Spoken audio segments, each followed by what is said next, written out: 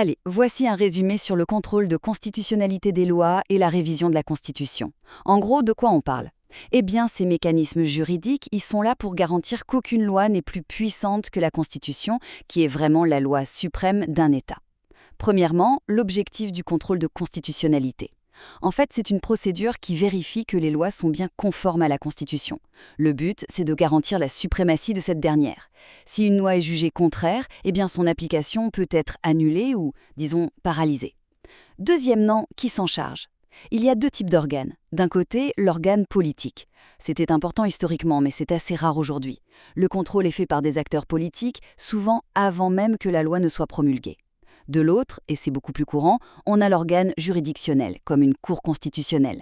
C'est un organe spécialisé, indépendant, et ses décisions, elles, sont obligatoires pour tout le monde. Et enfin, troisièmement, la révision de la Constitution. Vous vous en doutez, une Constitution n'est pas éternelle. Elle peut être modifiée, révisée, pour s'adapter à l'évolution de la société. Mais attention, il y a des limites très très strictes. Certains principes, comme la forme de l'État, les droits fondamentaux ou le choix démocratique, eh bien, on ne peut tout simplement pas y toucher.